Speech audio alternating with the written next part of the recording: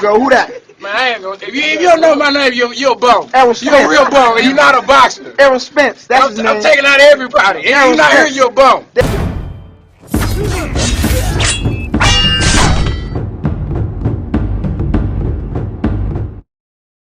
What's going on, you guys? Errol Spence Jr. says he has about 3 or 4 fights left. He also says that he's feeling super strong going into this fight where Ugas, and he's not worried about anything Ugas is bringing to the fight. Hit that like button for your boy. On the road to 11,000 subscribers. Give me that HBO special. That's the Help a Brother Out special. Hit that like button, subscribe to the channel, all that good YouTube stuff, right? But Errol Spence Jr., he speaks about his camp and how things is going, right?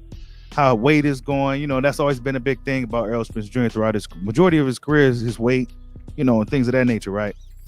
But Errol Spence Jr. comes out and says that he feeling strong, and he says here, camp has been great. I've been training hard, super focused, leaving no stones unturned, and listening to my coach. He's coming up with a great game plan and making sure everything is on point by the time April 16th comes. I'll just be a full beast before I get in the ring. That's what Errol Spence Jr. had to say, right? About the weight and things of that nature going into this fight. He says he's just really motivated and ready to go. And if you can see here, Errol Spence looks like he's motivated, ready to go in this fight against Ugas. You know, and like I said, weight has always been a thing. And he said he's going to be coming in probably about 160 pounds. Let me go ahead and continue. He says, no. What Oscar De La Hoya did is he weighed in at 147 and came into the fight at a 148, 149. See, now Pacquiao, I believe, probably had some type of rehydration clause on Oscar at that time. But yeah, so after the weigh-in, he only gained 2 pounds, which is crazy, says Spence when asked if he was concerned about keeping his weight near fighting weight could weaken him like it did De La Hoya when he fought Manny Pacquiao in 2008. Yeah, I mean, Oscar De La Hoya looked like a dead man in that fight. If you guys remember that fight, if he was around, you know, in boxing back then, Oscar De La Hoya looked like a dead man in that fight against Manny Pacquiao. But continue. He says, for me, if I weigh in at 147, I'm going to come in to the fight at 160 or 161. That's why I feel he was so weak, because he was so depleted and didn't put anything back into his body, says Spence about De La Hoya. So yeah, Spence, he knows that people know that he's a pretty big welterweight, and he's been doing this weight cutting thing for quite some time now. He says, our bodies are like computers. Our bodies adapt to anything. So if you at a weight long enough, your body adapts to it and you'll fill out. I don't know if that's necessarily a good idea to be fighting at such a small weight for so long. You know, we heard Errol Spence in the past get up to like 190 pounds and stuff like that. You know, we've seen him gain some weight over the years. And I don't think that's a good thing, being at that weight class, considering he was already a pretty big welterweight.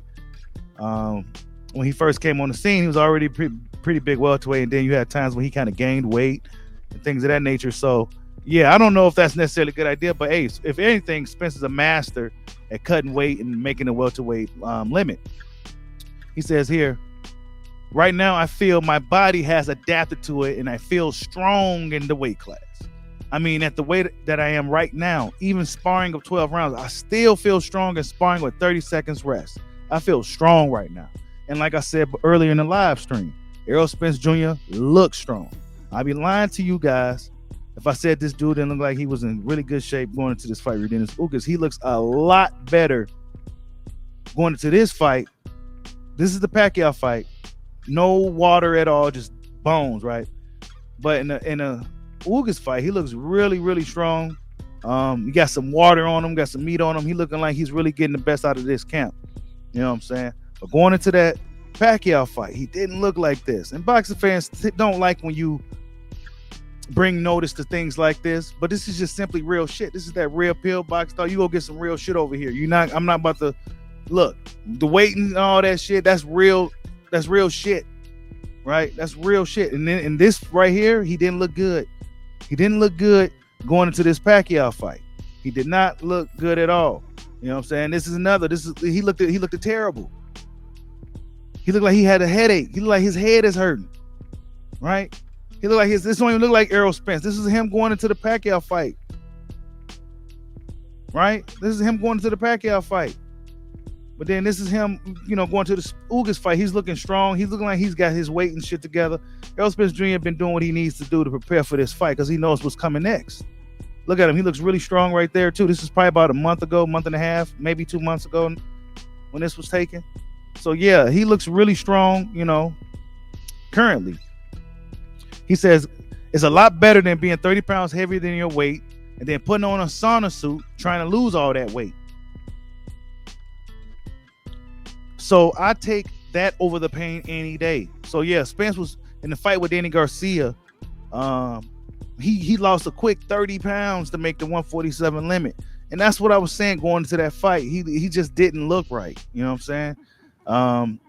He just didn't look right. Oh, well, no, I'm taking it back. The Pacquiao fight, he just didn't look right going into that fight. You know what I'm saying? He just didn't look right. And the Danny fight, he didn't really look too good either. He looked really drained going into that Danny fight. And at that time, we was wearing masks and everything. It was a mask mandate. So he had his face covered. So you didn't really get to see how his face looked. But Errol Spence looked really, really skinny and frail going into that fight with Danny. Of course, this is the young Spence right here looking strong. This is back when he first came on the scene. Look at Robert Easter looking strong too. But yeah, let me continue.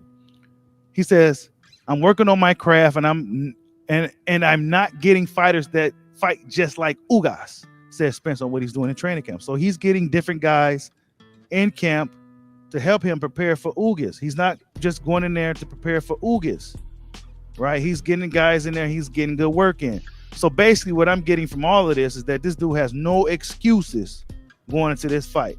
So I expect Errol Spence Jr. Me personally, I expect to see the best Errol Spence we've seen in a while. But, we'll see. You just, we'll see, right?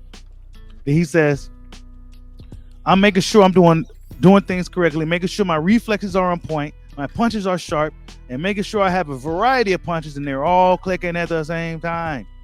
Yep, so Spence is working on putting everything together. He said, no, I wasn't surprised at all, said Spence when asked, is you surprised that Ugas beat Manny Pacquiao last year? Manny's not the same Manny. I feel the one thing that defeats everybody is old age, Father Time. So I definitely wasn't surprised that he beat him. We know that Pacquiao is basically balls to the wall as far as throwing punches and making it an all-out war if he thinks that he's down. I felt like he wanted to do that but couldn't do it. I wasn't surprised. Ugas did his thing and defeated the legend. And yeah,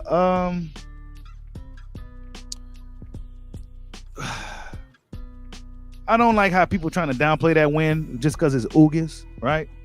I sense that people downplaying that victory for Ugas just because it's Ugas. Now, if it was Spence that beat Manny, I think he'll be the best thing since sliced bread. But since it was Ugas that got the job done, well then, Manny was old and, you know how that goes. Hit that like button for your boy.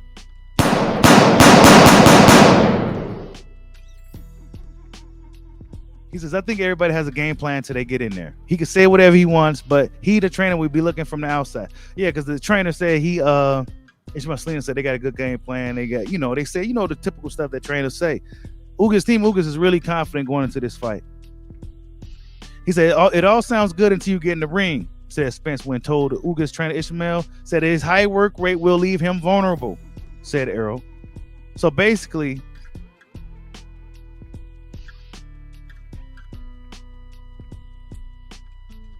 okay. So Ishmael Salinas said that Errol Spence's high work rate will leave him vulnerable.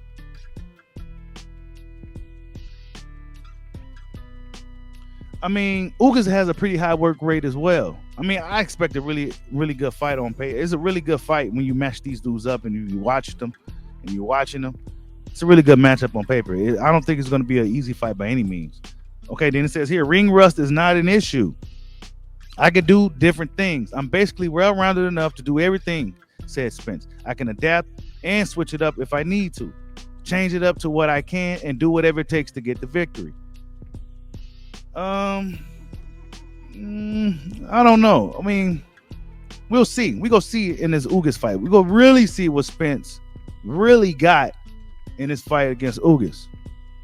He says he's a thinker in there. He's super sharp with his right hand, and for me, it's not really his game, says Spence about what Ugas brings to the fight. Yeah, Ugas got his really, really good chopping right hand to the point, and it seems to be really effective against southpaws. That right hand that Ugas likes to throw. He says, I feel like as long as I'm super sharp and super strong, I feel that my abilities. Damn, what's up with all this? I feel. Hold up. Let me read this again. He says, I feel like as long as I'm super sharp and super strong, I feel that my abilities, I feel like I don't have anything to worry about. Okay. All right. So he got a lot of feelings here. There's a lot of feelings here, right? It says, just for me to stay sharp and focused, keep my eye on this fight and this fight only. I feel. Oh my God, here we go again. Come on, Spence. With the will sees and I feels. Come on, bro. He says, I feel like I'm going to be victorious. No. How about I know that I'm going to be victorious? Oh my God, here you go again. And it says, I feel. Oh my God. He says, I feel like you don't have ring rust when you're in the gym. Fully focused in the gym, sparring, hitting the mitts, and things like that. Said Spence when asked if he's concerned that he'll be coming off a 1.5 layoff for this fight with Ugas. I mean, Spence, I don't know if my memory serves me correctly. I don't think he was. I don't know. You're right. I don't know if this dude was in the gym working hard for real like that. But yeah, he did. He had some time off. He had some time off from training and really sparring due to the injuries and all that other stuff he had going on. Oh man. Then he says, I feel. Hey, this is not me bullshit either. He says, I feel like ring rust is about your mindset, and I feel that I'm not going to have ring rust because my bad, y'all. I'm tired of saying I feel. Right? I didn't read this, and this is my first time really reading all this. So yeah, I feel like a fight is like sparring. I feel like if I'm sharp in sparring and sharp in the gym, I'm going to be sharp on fight night. So if he feel like he's sharp in the gym, sharp on in camp, he's gonna be sharp on fight night, which is usually the case. Usually, I feel it's different for a lot of people because they don't believe sparring is just like the fight, and if fighting is just like sparring, they separate it. For me, the fight is way more pressure on them than sparring. So a lot of times they struggle under the bright lights because they haven't been under the bright lights for so long. For me, whether it's sparring or a fight, I feel like I'm at home regardless. For me, it doesn't matter where I'm at. So Spence said he can fight wherever, whenever, right? Then it says here, he said he feels the same, right? And it says here, I feel like I was in sparring or working out. Said Spence when asked if there was any point in the last fight against Danny Garcia where he felt like he was his old self. The truth of coming off lane, no, that didn't happen at all. I felt that he hit hard, but with the way everybody else was talking about, I'm going to have to find out what he hit like, and he hit me on my arms or something. When asked, Danny was the biggest puncher he faced. So, no, Danny's not the biggest puncher he faced. He don't think so. In the first round, everybody's talking about like he was the biggest puncher ever to what he touched you. Well, see, he hit me, and I was like, hey, everybody, he don't know what everybody's talking about. It was hard, but it wasn't what Keith Thurman and Sean Porter were saying. It's hard, but not like he was a knockout artist hard, but it was definitely hard. So he said Danny Garcia hits hard, but not like how Keith and Sean was saying. And then he says here, I feel like I'm 100%, and I have been looking 100% in sparring and working out and training and things like that. So yeah, man. Spence said he's feeling really good from 2019 car crash. He said he's feeling really, really good, 100%. Then he says people are going to have to tune into the fight and find out with their own eyes that I'm 100%. We'll see April 16th if I'm 100%. I feel, oh my God, Errol. Last time we heard from him, it was a we'll see. Now it's a I feel. A lot of feelings here. I feel like I'm more organic and real. I'm a guy that you'll see at Walmart with a muscle shirt and sweatpants on with some slippers. Even in the mall, I'll be having slippers on and no socks, muscle shirt, sweats, and just walking in the mall by myself or with my girlfriend or with my kids and things like that. I feel like I'm someone that people can touch, and I'm not that larger life personality where I can't be that person. They see me as a genuine dude, and my job is to box. Once I'm not boxing, I'm back to regular life doing the same things that normal people do. being more active and not getting injured at all, as I have been sitting out for a long time, said Spence, asked how he envisions 2022. So yeah, Spence said he's just a regular dude. He's not bigger than better than anybody or anything like that. I mean, it seemed like Spence woke up. We're basically with the vibe that I'm getting reading this is that this is the Errol Spence before all the hype got to his head, before his fans start gassing him up, and when he start believing that he was invincible. This sounds more like the Spence prior to all of that. So Spence really just wants to be active, just stay active and do right by boxing. And he says here, just being active. I want to be active as soon as this fight is over with. I want to be talking about my next fight. So just stay in the gym, being active and fighting more and making more out of these 3 or 4 years I got left, says Spence. So Spence only got 3 or 4 years left in the sport. What is he, 31, 32 now? So yeah, he probably about 34, 35, 36 when he about retire. I mean, look, one thing I noticed right here, what I just read though, he says, I want to be active as soon as fight over. I want to be talking about my next fight. No. It's not your next fight. I want to be talking about fighting Terrence Crawford. That's what you should have said right here, Errol. I'm looking to fight Terrence Crawford. That's what I want. You know what I'm saying? That's what he should have said. But nonetheless, man, Errol Spence Jr. looks good going to this fight. And now that he has came out and said ring rust won't be a factor, none of these other things that has been hindering him in the past will no longer be a factor in this fight. And I expect to see the best Errol Spence Jr. we've seen in a long time. Like, subscribe, holla at your boy. Peace out.